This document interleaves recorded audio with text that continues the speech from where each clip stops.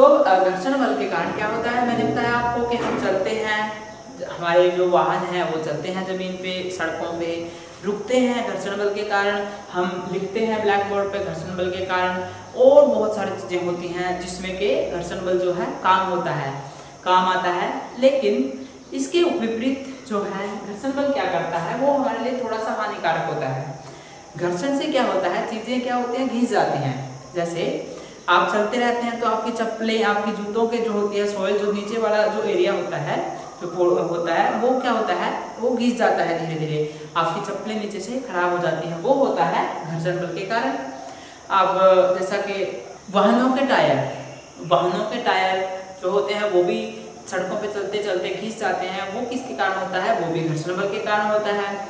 और आपके जो पेच वगैरह हैं, जब आप स्क्रू वगैरह होते हैं जो, वो भी जैसे जैसे आगे पीछे आप घिसते जाओगे उनको, वो भी क्या करेंगे, घर्षण के कारण वो क्या करेंगे, वो घिस जाएंगे।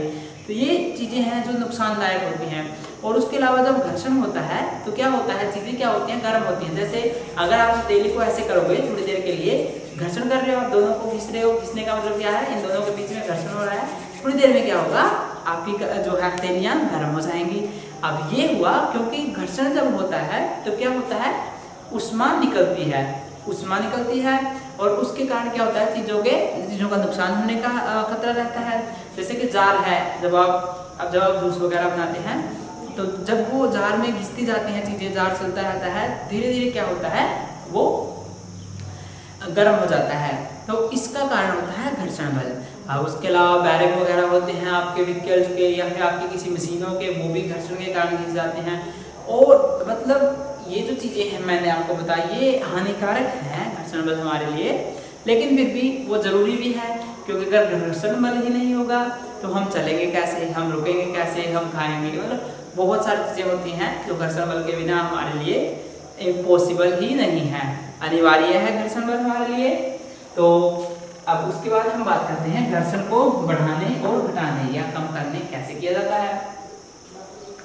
अब जैसे आप कैरम बोर्ड खेले हो कभी, अगर कैरम बोर्ड खेले हो तो आपको पता होगा, जब हम गिट्टियों को लगाते हैं तो वो क्या करती हैं, वो स्ट्राइकर को हम जब हम मारते हैं, जो गोलियां गिट्टियां होती हैं उसकी, उनके ऊपर मारते हैं गोटियों के ऊपर, तो वो क्या करते हैं, वो फिसल के जाती है, मतलब कि वो क्या करते हैं, वो घर्षण करती है आपके कार्डबोर्ड की सतह के साथ में। जो स्ट्राइकर होता है वो आगे जा करके लगता है, वो आगे जा करके लगता है गोटियों के साथ। तो अब अगर थोड़े दिनों तक आप ऐसे ही खेलते रहो तो क्या होगा, वो आपका जो स्ट्राइकर है उसकी रफ्तार क्या होगी, वो धीमी हो जाएगी, क्योंकि जो रफ एरिया है वो क्या हो जाएगा, वो बढ़ जाएगा। वहाँ पे क्या होगा, वहाँ पे जो पहले चिकनाहट एरिया थी तो वो क्या होगी, वो कम हो जाएगी।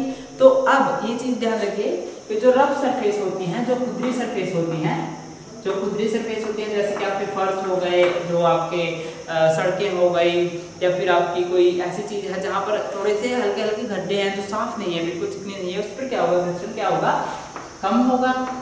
और अब क्या करो, आप कैरम बोर्ड के ऊपर आपने क्या किया, फिर उसके ऊपर पाउडर लगा दिया, उसके ऊपर आप पाउडर डालते हो, कैरम बोर्ड वाला पाउडर लगा दिया, तो फिर से स्ट्राइकर क्या होगा, बहुत अच्छे से चलेगा, क्योंकि वो सतह फिर से चिकनी हो जाएगी। तो देखिए अब आपने इसमें क्या समझा, एक तो यही उदाहरण समझ गया आप कि अगर सतह पर हमें घर्षण बल कम करना हो तो उसको क्या करेंगे, हम खुरदरा बनाएंगे, खुरदरी बना देंगे उसको सतह को। अगर हमें घर्षण बल ज़्यादा करना है तो हम क्या करेंगे, उसको चिकनाहट बना देंगे, घर्षण बल कम करने के लिए हम उसको चिकना बना देंगे। और अगर घर्षण बल ज़्यादा करना है तो हम उसको क्या बना देंगे, खुरदरी बना देंगे। अब उसके अलावा जो आपकी चप्पल होती हैं, आप जब चप्पल को नीचे से देखते हो तो वो क्या होती हैं, वो खुरदरी टाइप की होती हैं।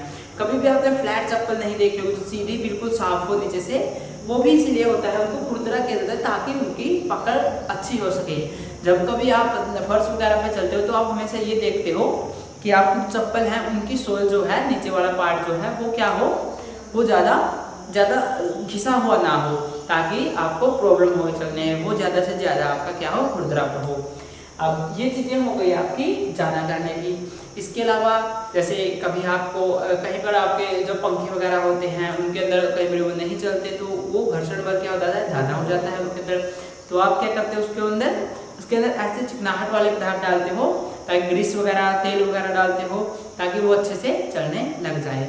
तो ये चिकनाहट भरे पदार्थ डालना भी क्या होता है कि घर्षण बल को कम करने का एक तरीका है। उसके अलावा आपके जो टायर वगैरह है वो भी खुरदरे होते हैं, क्योंकि उन्हें हमें क्या करना है, सड़क के ऊपर घर्षण बल जो होता है ज़्यादा करना होता है, ताकि हम सड़क से चिपके रहे हमारे वाहन और हम आसानी से चल सकें। जो घर्षण बल कम करने वाले पदार्थ होते हैं उन्हें हम स्नेहक बोलते हैं।